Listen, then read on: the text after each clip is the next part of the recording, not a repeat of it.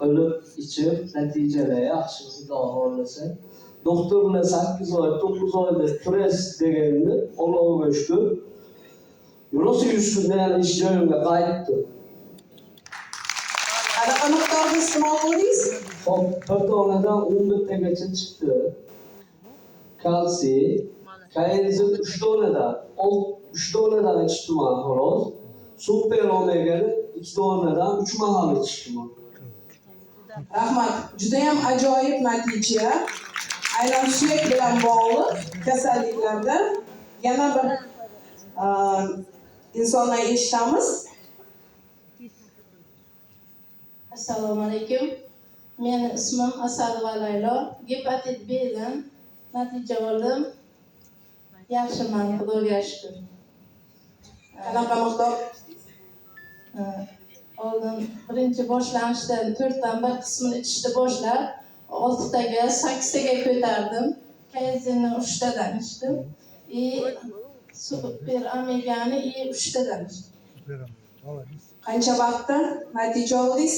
1,5 oyda yaxshi natija oldim. Analiz topshirdingizmi? Topshirdim, uziga tushdim, natija yaxshi. Rahmat. O'rtoqlar, gepatit C jigardagi muammo, hozir bu kasallik yildan-yilga ko'payib bormoqda. Rahmat, juda ham ajoyib natijalarimiz. Endi azizlar, men natijasi bilan bo'lishayotgan insonlar juda ham ko'p qo'llarini ko'tarishyapti, chunki vaqtimiz oz, shuning uchun men davom ettiraman. Endi azizlar, har qanday yoshdagi, har qanday kasalliklarda mahsulotlar qanday qilib birday ijobiy natija beryapti degan savol menimcha mana shu zalda o'tirgan insonlarda bor. Menda ham xuddi shunday fikr bo'lgan. Qanday qilib bu tabiiy mahsulot bo'lsa, biofaol qo'shimcha bo'lsa, qanday qilib har qanaqa kasalliklarda ajoyib natija bo'lyapti? Buni ilmiy asoslangan isboti bormi deb qiziqdim men. Va azizlar, 2024-yili sentyabr oyidan bizni aynan mana shu Deliver loyihasi O'zbekiston Respublikasi Fiziatriya harakat tayanch sistemasi kasalliklar reabilitatsiya markazida osteoporoz, ya'ni bolalarda 4 yoshdan 14 yoshgacha bo'lgan bolalarda va kattalarda suyak yemirishi osteoporoz kasalligi bilan klinik tadqiqotlar olib bordik. Va bu klinik tadqiqotlarning natijasida biz juda ham ajoyib natijalarga erishdik. Va bu mahsulotni hozirgi kunda nafaqat kasalliklarni oldini olish, hozirgi kunda davolash xususiyatiga ega ekanligini isbotlab berdik. Va hozirgi kunda azizlar, butun dunyoga xavf solib turgan kasalliklardan biri.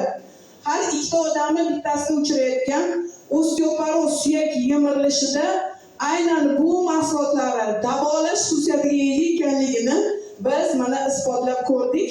Ekranda ko'rishingiz mumkin. Bu Respublika fiziatriya markazida bolalardagi va kattalardagi suyak yemirilishdan olingan juda ham ajoyib natijalarimiz. Va endi azizlar, bu qanday qilib bu mahsulotlar kasalliklarda davo bo'lyapti? Shuni men salomatlik qonuni bo'yicha tushuntirib bermoqchiman. Demak, inson tanasi 12 ta sistemadan iboratmiz. Bu 12 ta sistema bir-biri bilan bog'liq holatda ishlaydi. Bu sistemalar o'ziga aloqador organlardan, a'zolardan tashkil topgan. Bu a'zolarni kichiklashtirib ko'radigan bo'lsak, ular to'qmalardan iborat. To'qmalarni yana ham kichiklashtirib mikroskop ostida ko'radigan bo'lsak, ular hujayralardan tashkil topgan. Inson tanasi 50 trillion hujayralardan iborat. Bu hamma hujayralarimizning nomlanishi har xil bo'lishi mumkin, shakli har xil bo'lishi mumkin. Erkaklarda ham, bolalarda ham, ayollarda ham hammasida bir xil. Hammada miya bir xil, hammada yurak bir xil.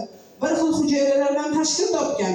Mana shu hujayralarimizni hammasi tanamiz 80% suvdan va 20% makro mikronutriyentlardan iborat. Makronutriyentlar bu nima degani? Har kun ovqat bilan biz iste'mol qiladigan oqsillar, uglevodlar, vitaminlar bo'lsa, o'rtoqlar, mikronutriyentlar bu Mendeleyev davriy jadvaldagi makro mikroelementlar. Biz hozirgi kunda oziq-ovqatlardan bu makro mikronutriyent qismini to'ldiryapmizmi? Nimaga deganda mana shu 20% makro mikronutrient qismi tanamizdagi, hujayramizdagi 80% suvni ushlab turar ekan. Va azizlar, hozirgi kunda butun O'zbekiston, nafaqat O'zbekiston, butun yer yuzida global muammoga aylangan aynan osteoporoz suyak yemirilish kasalligi suyaklarimizda kalsiyni yaxshi singmasligi hisobiga va kalsiyni ozuqamizda yetarli miqdorda olmasligimiz hisobiga rivojlanib bormoqda. Aynan bu mahsulotlar hozirgi kunda 97-8% surilish darajasiga ega ekanligi va tarkibida nafaqat kalsiy, 60 xil mineral bo'lganligi sababli ham suyaklarimiz zichlligini oshirib bermoqda. Va endi azizlar, bu nafaqat suyak bilan bog'liq. O'zbekiston mintaqasida aholimizni 100% bo'g'oq kasalligi bilan kasallangan. Ya'ni biz har kuni oziq-ovqatlardan yetarli miqdorda yodni ola olmaymiz. Shuni hisobiga ham birinchi, ikkinchi darajali bo'g'oq kasalligi bilan kasallanganmiz.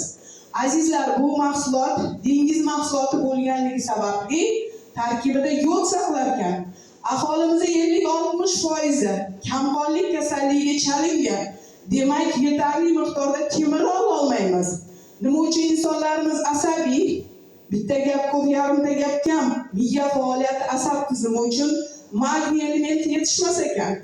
Azizlar, sizlarni tabriklamoqchiman. Hozir bizni qo'limizda O'zbekistonda ajoyib tanamiz uchun kerakli bo'lgan barcha minerallarni jamlagan ajoyib Magic Pack to'plami